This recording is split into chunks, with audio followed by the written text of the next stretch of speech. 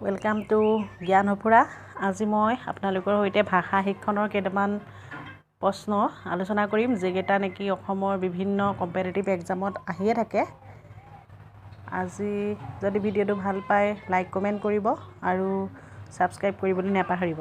আজি প্ৰথম প্ৰশ্নটো হৈছে আৰ্য ভাষা প্ৰসাৰত গুৰুত্ব দিয়া অসুৰ ৰজাজন কোন আছিল?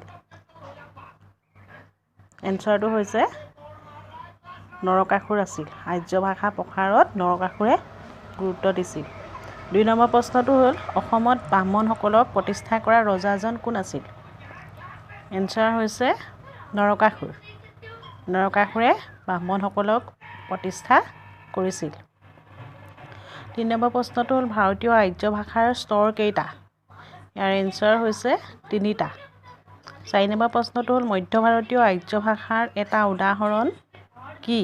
ইয়াৰ এনসাৰটো হৈছে পালি ভাষা হৈছে মধ্য ভাৰতীয় আৰ্য ভাষাৰ এটা উদাহৰণ। ৫ নম্বৰ প্ৰশ্নটো হ'ল প্ৰাচীন আৰ্য ভাষাৰ দুটা উদাহৰণ কি কি?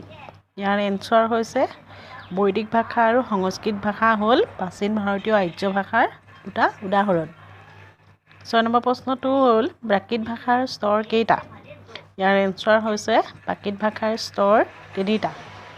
৭ নম্বৰ প্ৰশ্নটো হ'ল আদি প্ৰাকৃতৰ নিদৰ্শন ক'ত পোৱা যায়? ইয়াৰ এনসাৰ হৈছে অশোকৰ শিলালিপিত আদি প্ৰাকৃতৰ নিদৰ্শন পোৱা যায়। ৮ নম্বৰ প্ৰশ্নটো হ'ল সহজীয়া বৌদ্ধাচাৰ্যসকলৰ গীতবিলাকক কি বুলি জনা যায়? ইয়াৰ এনসাৰ হৈছে চৰ্যাপদ বুলি জনা যায়। সহজীয়া বৌদ্ধাচাৰ্যসকলৰ গীতক চৰ্যাপদ বোলে। ৯ নম্বৰ প্ৰশ্নটো হ'ল প্ৰাকৃতৰ আঞ্চলিক ৰূপ কেইটা? ইয়াৰ এনসাৰ হৈছে প্ৰাকৃতৰ আঞ্চলিক ৰূপ 4টা। ১০ নম্বৰ প্ৰশ্নটো হ'ল অসমীয়া ভাষাৰ প্ৰাচীনত্বৰ বিষয়ে উল্লেখ কৰা বিদেশী পৰিব্ৰাজকজন কোন? ইয়াৰ এনসাৰ হৈছে হিউৱেন চাং হৈছে অসমীয়া ভাষাৰ প্ৰাচীনত্বৰ বিষয়ে উল্লেখ কৰা বিদেশী পৰিব্ৰাজক। ১১ নম্বৰ প্ৰশ্নটো হ'ল চৰ্যাপদবোৰৰ অসমীয়া ভাষাত কিহৰ লগত মিল আছে? ইয়াৰ এনসাৰ হৈছে ধ্বনিতত্ত্বৰ লগত চৰ্যাপদবোৰৰ অসমীয়া ভাষাৰ ধ্বনিতত্ত্বৰ লগত চৰ্যাপদবোৰৰ মিল আছে। ১২ নম্বৰ প্ৰশ্নটো হ'ল চৰ্যাপদবোৰত ব্যৱহৃত হোৱা অসমীয়া শব্দ এটা কি? ইয়াৰ এনসাৰ হৈছে মূলান শব্দটো হৈছে চৰ্যাপদত ব্যৱহৃত এটা অসমীয়া শব্দ। ১৩ নম্বৰ প্ৰশ্নটো হ'ল মাধৱ কন্দলীয়ে কি গ্ৰন্থ ৰচনা কৰিছিল? ইয়াৰ এনসাৰ হৈছে আমি সকলোৱে জানোৱেই মাধৱ কন্দলীয়ে ৰামায়ণখন ৰচনা কৰিছিল। ১৪ নম্বৰ প্ৰশ্নটো হৈছে অসমীয়া আৰু বঙলা সাহিত্যৰ উমৈহতীয়া সম্পদ ৰূপে পৰিগণিত গ্ৰন্থখন কি? ইয়াৰ এনসাৰ হৈছে কৃষ্ণ কীৰ্তন হৈছে অসমীয়া আৰু বঙলা সাহিত্যৰ উমৈহতীয়া সম্পদ। ১৫ নম্বৰ প্ৰশ্নটো হৈছে মধ্যযুগৰ অসমীয়া গদ্য সাহিত্যৰ উল্লেখযোগ্য নিদৰ্শন কি? ইয়াৰ এনসাৰ হৈছে বুৰঞ্জী সাহিত্য। ১৬ নম্বৰটো হৈছে সাংস্কৃতিক কেন্দ্ৰৰ পৰিৱৰ্তনে সৃষ্টি কৰা এটা মান্য ভাষা কি?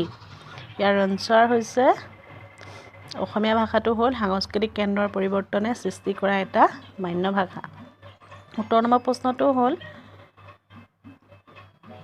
অসমৰ নামনি অঞ্চলত গঢ়ি উঠা সাংস্কৃতিক কেন্দ্ৰস্থলটো কি? ইয়াৰ এনসাৰ হৈছে কমতাপুৰ হৈছে অসমৰ নামনি অঞ্চলত গঢ়ি উঠা সাংস্কৃতিক কেন্দ্ৰস্থল। ১৮ নম্বৰ প্ৰশ্নটো হৈছে অসমীয়া ভাষা ক'ৰ পৰা নিৰ্মিত হৈছে? ইয়াৰ এনসাৰ হৈছে মাগধী প্ৰাকৃতৰ পৰা। ১৯ নম্বৰ প্ৰশ্নটো হৈছে অসমীয়া মান্য ভাষাটো মূলতঃ গঢ় লৈ উঠিছিল। ইয়াৰ এনসাৰ হৈছে শিৱসাগৰ অঞ্চলৰ উপভাষাৰ ভিত্তিত অসমীয়া মান্য ভাষাটো গঢ় লৈ উঠিছিল। ২০ নম্বৰ প্ৰশ্নটো হৈছে অসমীয়া সাহিত্যত কোনে প্ৰথমে ৰামায়ণ অনুবাদ কৰিছিল? ইয়াৰ এনসাৰ হৈছে মাধৱ কন্দলীয়ে পোনপ্ৰথমে ৰামায়ণ অনুবাদ কৰিছিল। ধন্যবাদ।